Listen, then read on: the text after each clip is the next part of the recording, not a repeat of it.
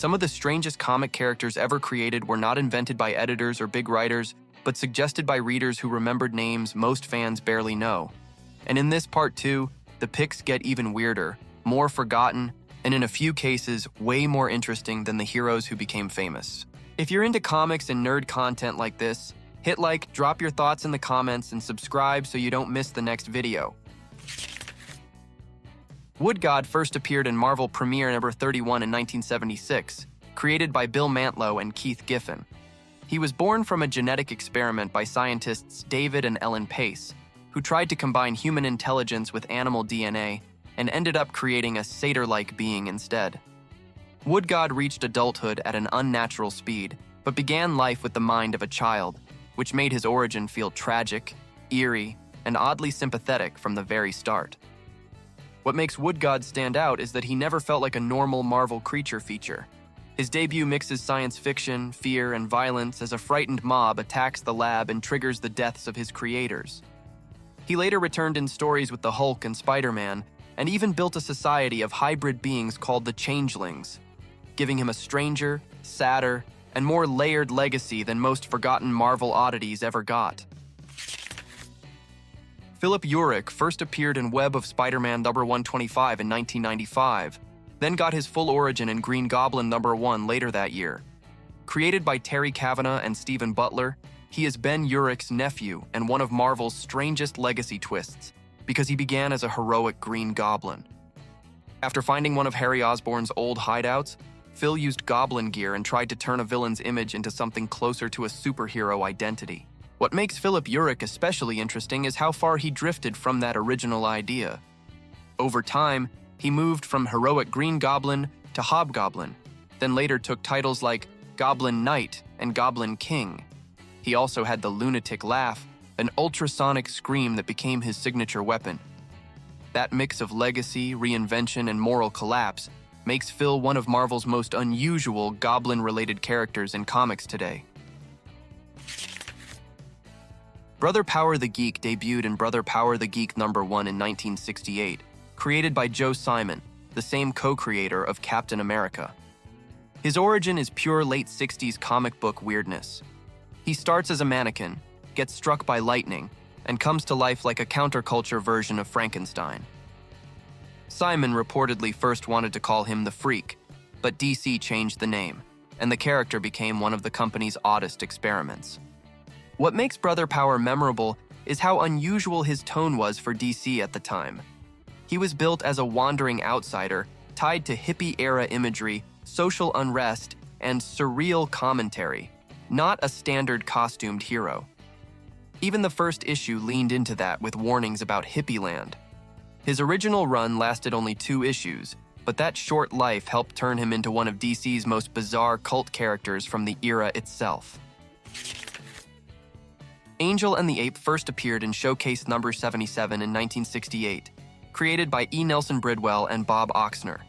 The feature starred private investigator Angel O'Day and her partner Sam Simeon, a talking gorilla who also worked as a comic book artist. Together they ran the O'Day and Simeon Detective Agency, giving the series a mix of detective comedy, absurd humor, and Silver Age weirdness that instantly made it stand out from DC titles of the period. What made Angel and the Ape different was that it never played like a normal superhero book. It leaned into humor, mystery, and visual gags, while Sam Simeon's very name was a joke built around the word Simeon. After the Showcase tryout, the pair earned their own series, which ran for 7 issues, with the final one retitled Meet Angel. That strange premise is exactly why the duo still feels memorable among DC's forgotten experiments. Elagala first appeared in Power Man and Iron Fist of 58 in 1979, introduced as Alejandro Montoya, a swashbuckling vigilante created by Mary Jo Duffy, Trevor Von Eden, and Dave Cockrum. Marvel presented him as a hero for the underprivileged, using a rapier that discharged electricity while he targeted criminals and traffickers. That debut instantly made him feel different from Marvel's more typical street-level fighters. What makes Elagala stand out is how many ideas Marvel packed into him at once. He carries a Zorro-style flair. Later stories identified him as a mutant, and his electric sword gave him a visual gimmick that was easy to remember. Even in his first appearance, the ethical clash with Power Man and Iron Fist helped frame him as a rebel hero, rather than a standard guest star passing through the book. The Inferior Five debuted in Showcase the number 62 in 1966, created by writer E. Nelson Bridwell with art by Joe Orlando and Mike Esposito. The entire team was built as a superhero parody, with the members presented as the Children of the Freedom Brigade, themselves a spoof of more traditional heroic teams. Right from the start, the concept leaned into comedy by turning legacy heroes into awkward second-generation incompetents. What makes the Inferior Five memorable is that every member was designed as a joke with a built-in flaw. Merry Man had brains but a weak body. Awkward Man was only graceful in water. The blimp could fly but barely with any speed. White Feather was a cowardly archer, and Dumb Bunny had strength without much sense. Even the first story sold them as costumed incompetence, which is exactly why the team still feels unique in DC history. The Lost Children comes from Stargirl, The Lost Children, a DC series by Jeff Johns and Todd Nauck. The core idea is one of the best modern deep-cut concepts DC has used.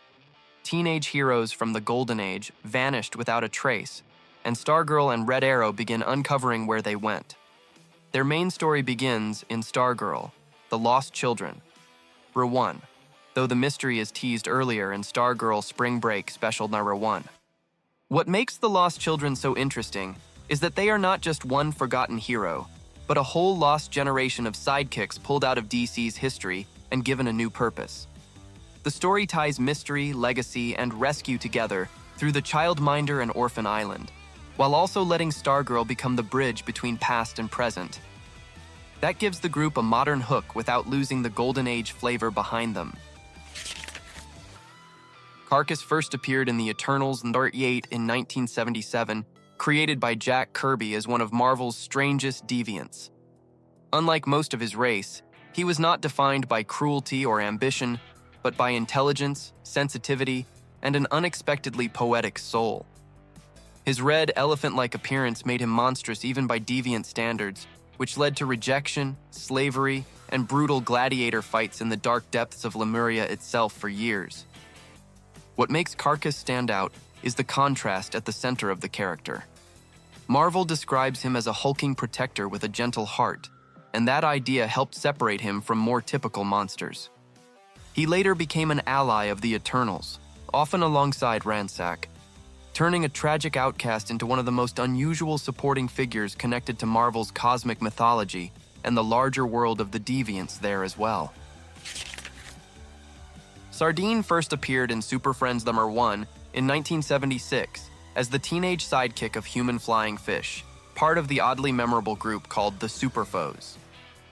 Built for DC's Super Friends comics line, he came from a story where villains recruited younger partners to help steal the secret Project SR. That setup made Sardine part of a rare comic idea. Villain sidekicks created as a dark mirror to heroic junior partners in comics too. What makes Sardine interesting is how quickly that gimmick turned on itself. Instead of staying loyal to their criminal mentors, the Super Foes eventually rebelled and helped the heroes capture them. That twist gave Sardine a strange place in DC history, especially inside the Earth 1956 Super Friends continuity, and his short run became even more unusual because Super Friends number 2 was already his final appearance in that line. Mighty Crusaders first appeared as a team in Flyman number 31 in 1965, then returned in Flyman number 32 and number 33 before launching their own title, The Mighty Crusaders number 1. Published by Archie Comics, the team was written by Superman co-creator Jerry Siegel and became part of the company's push to build a stronger superhero line. Their classic early lineup brought together the Shield, Flyman, Black Hood, and the Comet as one team. What makes the Mighty Crusaders especially notable is how clearly they were built to answer the Silver Age boom of superhero teams.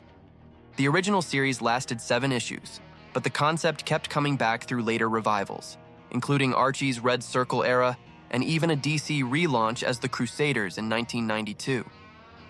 That long afterlife gave the team a legacy far bigger than its first run and made it one of Archie's most important superhero properties. That was part 2 of these forgotten comic character picks sent in by subscribers, and honestly, some of these deep cuts deserve way more attention. Thanks for watching, leave a like, subscribe to the channel, and comment which character should make it into part 3.